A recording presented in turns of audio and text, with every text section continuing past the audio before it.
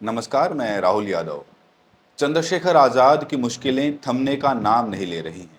आप लोगों को मालूम है कि चंद्रशेखर आज़ाद के खिलाफ एक लड़की ने यौन उत्पीड़न का आरोप लगाया और उस लड़की ने महिला आयोग में इसकी शिकायत भी कर दी। इस बीच महिला आयोग भी इस मामले को लेकर काफ़ी गंभीर नज़र आ रही है। महिला आयोग ने इस मामले को गंभीर मानते हुए अपनी सक्रियता दिखानी शुरू कर दी है। साथ ही साथ महिला आयोग ने इस मामले पर अपना फैसला भी सुनाना शुरू कर दिया है। जी हाँ दोस्तों, और जो फैसला महिला आयोग ने सुनाया है वो कितना निष्पक्ष है, ये भी बड़ा सवाल है। हम इस पर आज विश्लेषण करेंगे, वो कितना निष्पक्ष है, पारदर्शिता इसमें कितनी है। साथ ही साथ चंद्रशेखर आज़ाद ने इस मामले को लेकर क्या नया बयान दिया है और उनके बयानों का क्या मतलब है, ये भी आज के वीडियो में हम समझने की कोशिश करेंगे। तो ये वीडियो बड़ी इंपॉर्टेंट होने वाली है। आप लोगों से अपील है कि आप लोग ये वीडियो इत्मीनान से देखिएगा, पूरा देखिएगा, जिससे कि मुद्दा आपको समझ में आ सके। तो दोस्तों, आपको ये तो पता ही है कि रोहिणी घावरी नाम की लड़की ने चंद्रशेखर आज़ाद के खिलाफ केस दर्ज कराया है। थाने में नहीं, राष्ट्रीय महिला आयोग में, जो कि दिल्ली में है। बल्कि राष्ट्रीय महिला आयोग ने इसको लेकर शिकायत की है। अब महिला आयोग ने इसको लेकर क्या फैसला दिया है मैं आपको दिखाने जा रहा हूं। लेकिन महिला आयोग का फैसला, राय जानने से पहले हम आपको राष्ट्रीय महिला आयोग और उत्तर प्रदेश महिला आयोग के बीच संबंध बताना चाहते हैं। देखिए, जो राष्ट्रीय महिला आयोग है या फिर यूपी महिला आयोग है, वो एक संवैधानिक संस्था है। जो उत्तर प्रदेश राज्य महिला आयोग है, वो प्रदेश में महिलाओं के उत्पीड़न संबंधी शिकायतों के निवारण के लिए बनाई गई है। इसको लेकर उत्तर प्रदेश राज्य महिला आयोग संशोधन अधिनियम 2013 में गठन किया गया था और ये राज्य महिला आयोग स्थापित किया गया। जब कोई मामला राष्ट्रीय महिला आयोग में आता है तो शिकायत तो दर्ज कराई गई है राष्ट्रीय महिला आयोग में, लेकिन ये जो मामला है, कहा जा रहा है कि राष्ट्रीय महिला आयोग ने इस मामले में यूपी महिला आयोग से संपर्क साधना शुरू कर दिया है।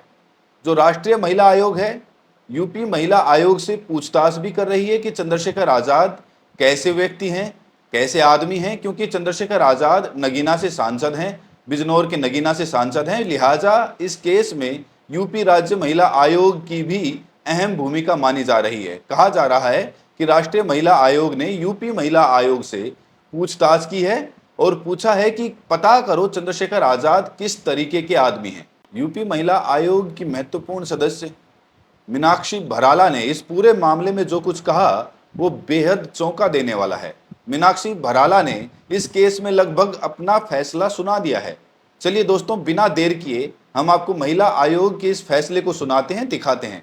लेकिन आपसे अपील है कि ये जो वीडियो है बड़े ही ध्यान से देखिएगा, कितना निष्पक्ष है इनका फैसला, गौर करिएगा। हम बताएंगे तो चंद्रशेखर आज़ाद जी की 2-3 वीडियो फेसबुक पर मैंने देखी जिसमें वो रो रहे हैं और कुछ कुछ उनकी एक्टिविटीज़ उसमें चल रही हैं, तो कहीं हार्ट की शेप बना रहे हैं। तो अभी मैंने देखा कि इस व्यक्ति का क्या व्यक्तित्व रहा होगा जो इस तरीके की इसने वीडियो बनाई और फिर ये इतनी एयर भी हुई। उसके बाद महिला आयोग, राष्ट्रीय महिला आयोग के पास वो मुद्दा पहुँचा, उस महिला ने इनकी शिकायत की। नाम हम नहीं लेंगे, लेकिन उस महिला ने जब शिकायत की और उसने जब इन पर गंभीर आरोप लगाए तो आप देखिए वो इनसे बचते नजर आए। वो उन्होंने आज तक इस पर कोई जवाब नहीं दिया है। इसका मतलब वो कहीं ना कहीं उसमें इन्वॉल्व थे। उस महिला के पास इतने साक्ष्य हैं उनके खिलाफ, उसी के लिए हम लोगों ने, महिला आयोग ने, हमने डाला है कि इनकी सदस्यता भी भंग की जाए। इस तरीके के गलत मानसिकता के व्यक्ति जो महिलाओं के प्रति इतनी गंदी सोच रखते हैं, उनका बैठने का कोई अधिकार नहीं। तो राष्ट्रीय महिला आयोग ने जब पूछा कि चंद्रशेखर आज़ाद का व्यक्तित्व क्या है, आचरण कैसा है, तो यूपी राज्य महिला आयोग ने लगभग ये फैसला दे दिया है। रिपोर्ट समझिए कि इनकी जो सदस्यता है वो भंग कर देनी चाहिए, इनका कैरेक्टर बड़ा खराब है। राज्य महिला आयोग की सदस्य ने जिस तरीके का फैसला सुनाया है, ये कितना निष्पक्ष है, बड़ा सवाल ये है। इन्होंने आगे जो कुछ कहा वो भी हैरान करने वाला है। ये अपने फैसले को लेकर ये भी दावा कर रही हैं कि इनका फैसला बिल्कुल सही है, निष्पक्ष है। क्योंकि जब इनसे राष्ट्रीय महिला आयोग ने कहा कि बात करिए, पता करिए चंद्रशेखर आज़ाद का व्यक्तित्व कैसा है, तो इन्होंने कहा कि हमने नगीना में जाकर कुछ महिलाओं से जो अलग अलग पार्टियों की हैं, उन महिलाओं से बात की। वहाँ से पता चला कि ये व्यक्ति तो बड़ा खराब है, इसीलिए इनकी सदस्यता रद्द कर देनी चाहिए। तो यूपी राज्य महिला आयोग ने आगे क्या कहा ये भी उत्तर सुनिए। प्रदेश से जब हमारे राष्ट्रीय महिला आयोग में कोई शिकायत जाती है तो उत्तर प्रदेश से तो सिर्फ पूछताछ होगी, हम लोगों से पूछताछ हुई कि क्या इस तरीके के आदमी हैं ये, तो वहाँ जैसा आपने कहा नगीना से चुनाव लड़ा, तो कुछ एक महिलाओं से हमने वहाँ पर बातचीत करी जो राजनीति से जुड़ी हुई हैं, अलग अलग पार्टी से। हमने सिर्फ भाजपा की महिलाओं से बात नहीं की, नहीं तो ये हो जाता कि ये पार्शल हो रहे हैं। तो हमने अलग अलग पार्टी की जब महिलाओं से बात की तो उन्होंने कहा कि मैडम हाँ, इनका स्वभाव तो थोड़ा इसी तरीके का महिलाओं को लेकर है। अब इस पर हमने आयोग की तरफ से मांग उठाई है कि इनकी सदस्यता भंग की जाए और इनके खिलाफ सख्त से सख्त कार्रवाई की जाए, जिससे कि कोई इस तरीके का इतना सम्मानित पोस्ट पे होने का व्यक्ति इस तरीके की गलत हरकतें महिलाओं के साथ ना करे। तो यूपी राज्य महिला आयोग ने अपना फैसला सुनाते हुए कह दिया है कि चंद्रशेखर आजाद की सांसदी खत्म कर दी जाए, ऐसे व्यक्ति को इस पद पर बैठने का कोई भी अधिकार नहीं है। मैं फिर कह रहा हूं कि ये जो फैसला है यूपी राज्य महिला आयोग का, चूंकि ये जो आयोग है संवैधानिक पद है, बड़ा सवाल ये भी है कि ये कितना निष्पक्ष है फैसला। क्या इसमें सरकार का कोई हस्तक्षेप नहीं है? क्या इसमें सत्ताधारी पार्टी का कोई हस्तक्षेप नहीं है? यूपी राज्य महिला आयोग ने यह भी कहा कि हमने इस केस में पूरी निष्पक्षता बरती है। तो यूपी राज्य महिला आयोग की सदस्य जो मीनाक्षी भराला है वो कितनी निष्पक्ष हैं? एक खबर मैं आपको दिखाना चाहता हूं, उस खबर को देखकर आप ये अंदाजा लगा लेंगे कि यूपी राज्य महिला आयोग की सदस्य जो हैं, जो फैसला सुना रही हैं, वो कितना निष्पक्ष हैं। तो दोस्तों इसके लिए आप हिंदुस्तान की एक खबर देखिए। यहाँ बीजेपी कार्यकर्ताओं का सम्मान किया गया है और इसी सम्मान कार्यक्रम में मुख्य अतिथि के रूप में राज्य महिला आयोग की सदस्य मीनाक्षी भराला भी पहुंची थी तो कोई बात नहीं, लेकिन इन्होंने बीजेपी को लेकर जो अपना नजरिया रखा, इनकी निष्पक्षता पर सवाल खड़े करता है। इन्होंने कहा है कि भाजपा भारत की एकमात्र लोकतांत्रिक पार्टी है, लोकतांत्रिक, डेमोक्रेटिक। इतनी ज्यादा तारीफ ये बीजेपी की क्यों कर रही है, ये बड़ा सवाल है। आप तो संवैधानिक पद पर बैठी हुई हैं, तो फिर बीजेपी के कार्यक्रम में जाने की क्या जरूरत है? अगर गई भी तो फिर इतना खुलकर किसी पार्टी के बारे में, सत्ताधारी पार्टी के बारे में आखिर कैसे कोई बयान दे सकता है? तो इसीलिए इनके फैसले की निष्पक्षता पर सवाल उठ रहे हैं।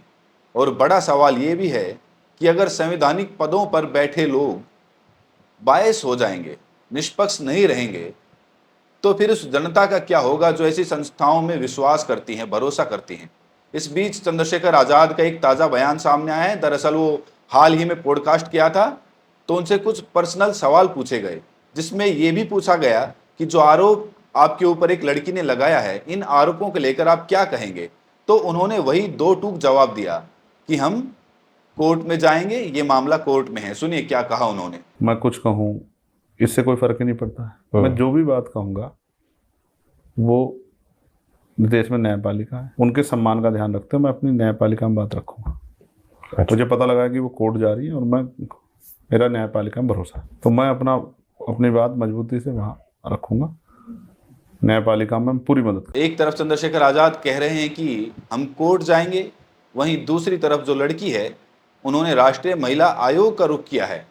अब देखना होगा कि राष्ट्रीय महिला आयोग क्या फैसला सुनाएगा। जो राष्ट्रीय महिला आयोग है, यूपी महिला आयोग ने तो अपना फैसला सुना दिया, राष्ट्रीय महिला आयोग क्या करेगा? क्या राज्य महिला आयोग जैसा ही राष्ट्रीय महिला आयोग का भी फैसला होगा? और अगर राष्ट्रीय महिला आयोग ने ऐसे ही सिफारिश कर दी तो चंद्रशेखर आजाद की मुश्किलें बढ़ सकती हैं, सांसदी भी जा सकती हैं दोस्तों, अगर ऐसा हुआ तो। हालांकि किसी मामले में फैसला देना कोर्ट का काम होता है। अभी सिर्फ आरोप लगा है, किसी पर आरोप लग जाने से कोई दोषी नहीं हो जाता है। तो दोस्तों अब हमें राष्ट्रीय महिला आयोग के फाइनल फैसले का इंतजार करना पड़ेगा। देखते हैं राष्ट्रीय महिला आयोग इस पर क्या फैसला सुनाती है। राज्य महिला आयोग ने जो फैसला सुनाया है वो फैसला आपको कितना निष्पक्ष लग रहा है? आपने भी बयान सुना, ध्यान से सुना होगा। आपको भी अपनी राय देनी है कमेंट सेक्शन में। बहुत बहुत शुक्रिया।